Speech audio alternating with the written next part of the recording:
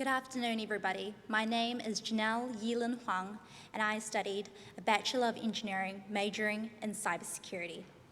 I'm honoured to be here today presenting as a part of the Faculty of Engineering of He Te Ranga Waka, Victoria University of Wellington.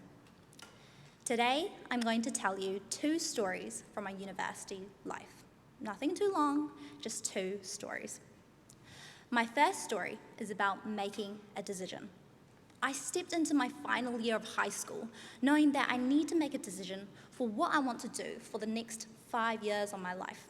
Not wanting to waste a dime on my student loan, not wanting to go back to my parents asking for money, and not wanting to do anything that I didn't like.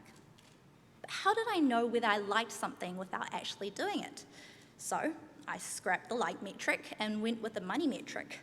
I knew that engineers were a well-paid job, not as prestigious as doctors as in my parents' opinion, but still acceptable.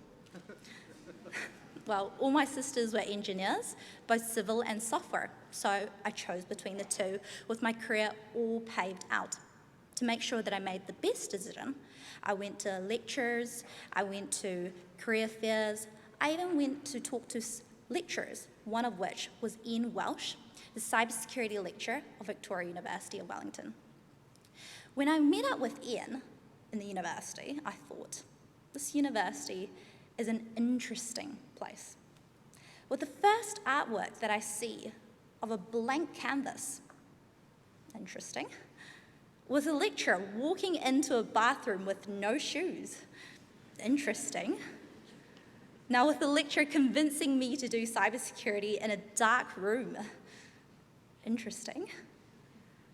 I thought of this university as a place where people could be themselves, express themselves, and be appreciated for it. I didn't know who I was or who I wanted to be, but I knew that I could find myself here. Looking back 4 years later, I'm sure for many of us, not a lot of factors were used to make a decision on who we are or who we wanted to be. We need to experiment with different things in the picture to make sure that we make the best decision for ourselves, giving ourselves a playing field just like the blank canvas. My second story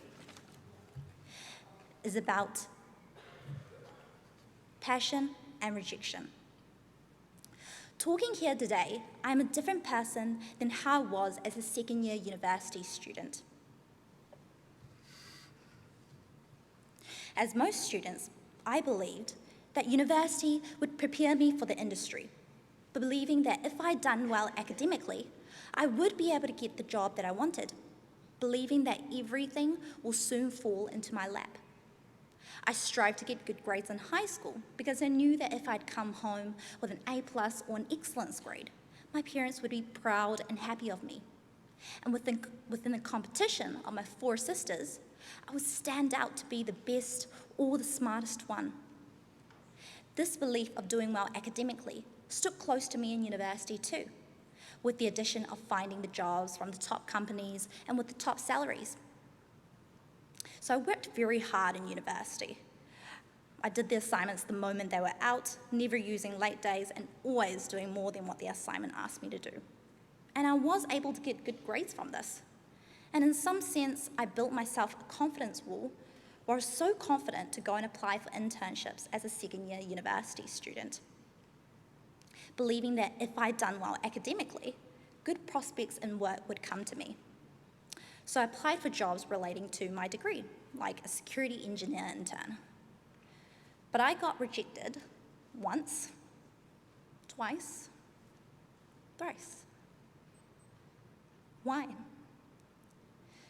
Because when people asked me what I did outside of my time to show that I like security, I said nothing. I said nothing because I thought that if I'd done all the assignments in my degree, I would be able to get the job that I wanted. I never considered why I studied, not for my parents, not for the competition within my sisters, and not for the top companies with the top salaries. The rejection was hard to take in. It was hard because it made me think back to all the efforts that I put into academia for my entire life. It made me think back to all the stressful moments that I had when doing my assignments. But the best thing that this rejection did to me was that it made me realize why I even applied for the role. I applied because the role was interesting. I liked security because I liked understanding how hackers' thought process were to solve a problem. And that's when I realized, if you have a passion, practice it. From that day onwards, I started following security blogs, doing security tutorials, and participating in hackathons that grew security into a passion that it is for me today. Passion isn't something that just drops onto your lap one day. It is something that you continuously nurture throughout your life. And from that day onwards, I would wake up every day asking myself this one question. If I only had one day to live today, would I continue to do the things that I'm going to do? This is an extreme situation, but in this situation, we no longer care about fame, fear of failure, or even how others perceive us, as Steve Jobs once said. Instead, we only focus on what makes us happy and what gives us a purpose to live. Getting good grades or doing projects in the industry isn't about getting that A+ grade or getting a job promotion. It's about how you can use those learnings to achieve the problems that you like, whether it be for yourself and or others. Grades don't exactly define how much learnings you get from a course, but only defines a certain scope within it. And I know it's hard not getting the result that you wanted, especially because we look back to all the efforts that we have put in. But it is exactly when we look back to all the efforts in which we realize we put in all the efforts and left no regrets. Instead of pondering why we didn't get the result that we wanted, instead we should focus on being proud of ourselves and how we can use those learnings to achieve the next goal. There may be some of you sitting here in the audience today not knowing what your passion is. So, how do you find your passion? My sister's opinion is about doing something that you're good at, because doing well in something, you will ultimately feel and hear the positivity from yourself and others to continue doing it. Now, a common mishap that I see from this is that people can easily give up on something just because it's too hard, like in how first years the assignments get harder and longer to do as time progresses. But the fact is, sometimes you need to leap past that hardest point, and that's when you begin to connect the dots and use your own interpretation to solve the problem. The problem is no longer defined by a lecturer, but instead defined by yourself. Sometimes you may feel powerless when you're trying to solve a problem. For example, for myself, I used to never say that I'm doing this for the greater good, because I look back to all the amazing seniors in the industry who have lived up to that saying. Until one day, one of my managers, Lucas Zaworski, told me this.